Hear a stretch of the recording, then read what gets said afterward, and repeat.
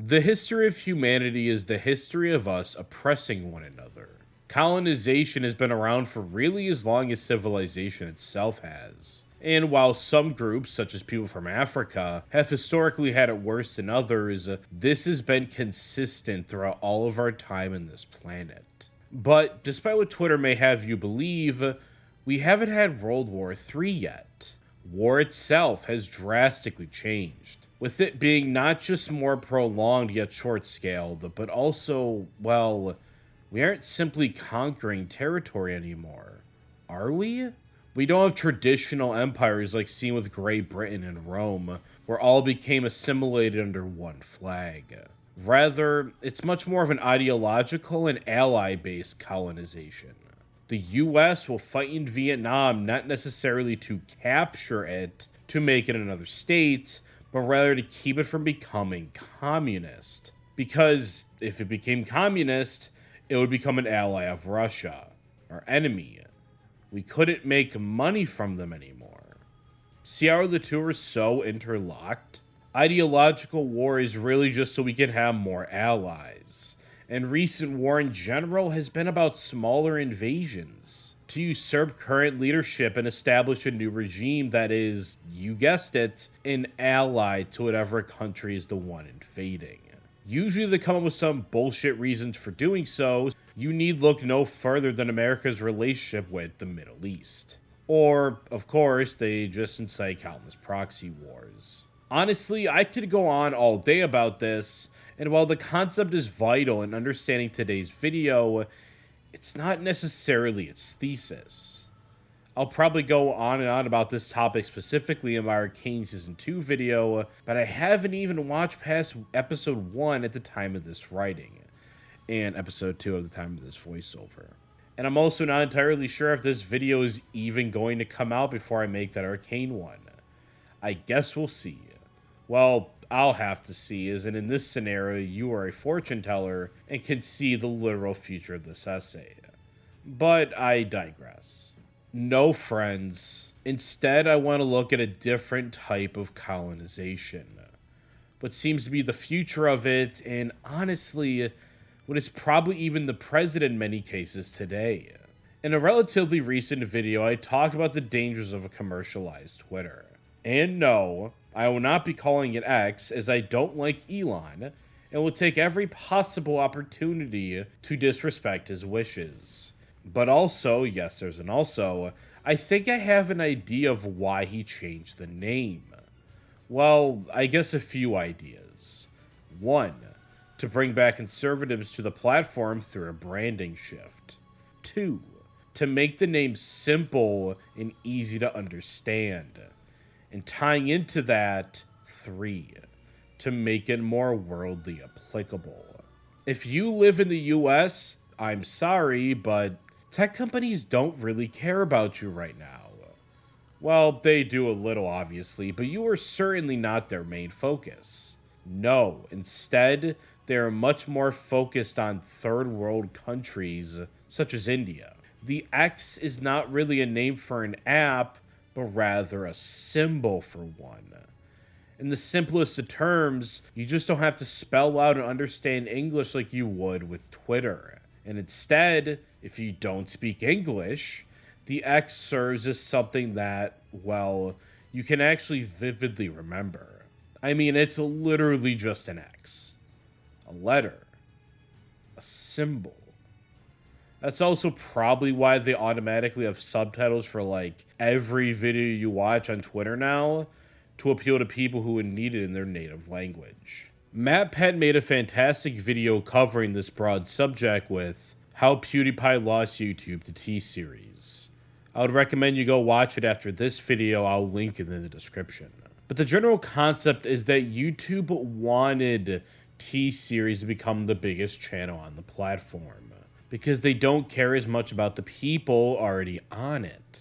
No, instead, they want to get those who don't have an account to sign up. This goes even so far as having mega corporations like Google, Microsoft, and Facebook literally just giving out free internet connection. Honestly, I don't think it's a coincidence that Elon is so invested in the potential of Starlink.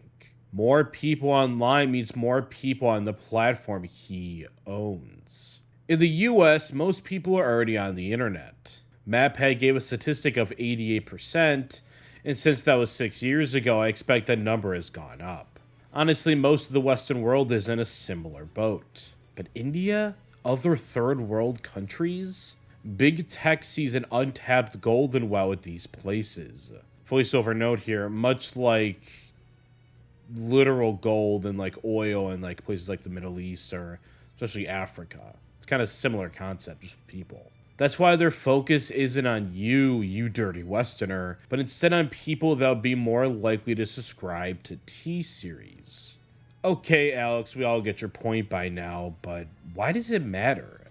Shouldn't more people getting fast access to the internet be a good thing?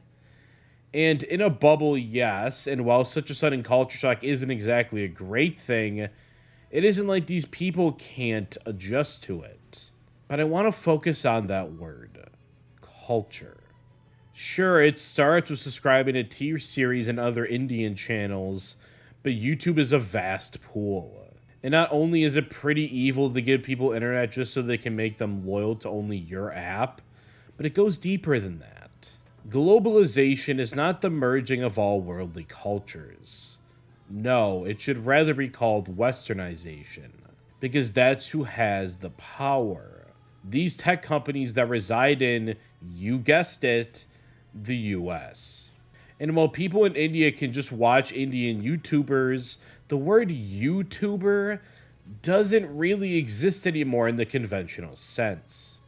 Instead, each huge channel is a corporation, following trends, creating them even. Your favorite African YouTuber may speak in their foreign tongue, at least for now, but to make it anywhere on this platform, they will need to either follow trends that are directly spawned off of Western cultural principles, or create trends that are influenced by what came before. Influenced by the West. It's not an obvious shift. And honestly, I didn't realize all of this until 20 minutes ago as I'm writing this in real time, but the culture war is a silent one. It's not overt and in your face, but it's still there. I know quite a few people got mad at me in my Anya video for talking about the male gaze. So if you're one of those people, prepare to get further triggered. The white gaze, the originator of all the gazes, is pretty much the same concept as the male gaze, except it's specifically about black Americans being oppressed and then self-oppressing and such by white Americans. And I want to make this abundantly clear, I am not saying digital colonization is the same thing as the white gaze, the latter being very specifically about black Americans and their history and present. I do think there's some comparisons to draw here. And honestly, I feel like those comparisons are rather obvious in this point of the video. People living in third world countries newly introduced to the internet are being exposed and, let's call it what it is, indoctrinated into a cultural framework that is decidedly Western. Again, the concept they consume may not always be overtly Western, but said content is directly influenced by the West. And perhaps more importantly, I picked the term framework very meticulously.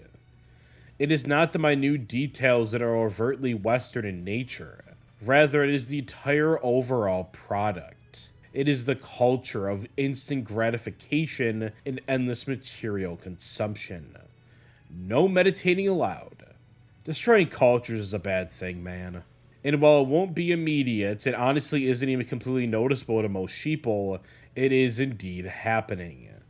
There is endless repeated talk of the MrBeastification of this platform, YouTube. But I think what we should actually be afraid of is the MrBeastification of the world. A place where it is constant dopamine hit after constant dopamine hit, with fast editing and huge wads of cash, instead of quiet meditation and living within nature. Something that is so core to many Eastern societies and Middle Eastern and, all of that. This concept, the Mr. Beast channel, is the perfect encapsulation, I think, of the Western world infiltrating not necessarily the lands of foreign places, but rather the minds of its people. Elon bought Twitter because he wanted to make more money. Simple as that. And the way he does this is to have the platform's algorithms promote government and political leadership that he wants, and then slowly ingrain those values into the minds of the user base. It is similar to Vietnam, just without the bloodshed, placing in a leader that he can be allies with. I mean, I don't have to explain to you how what we see in the internet shapes things like our self-esteem, personalities, and viewpoints, right? I feel like this is all well-trodden common knowledge by now, and I'm not here to waste your time. Most civilians look down upon violent war. Killing each other is wrong. But watching a simple YouTube video, well, that's at least a bit more tolerable. And that right there is why this is happening. Because it can happen freely behind our backs. Because we won't notice every slight cultural change. It is the Western gaze. Here I go coining new terms again, where it is not necessarily a second self silently judging and critiquing the core self to better fit into a society that simply doesn't welcome you, but rather is a second self that determines what you want. So then, what do you want? Well, perhaps I can help you with the sponsor of today's video. And, as always, thank you for watching.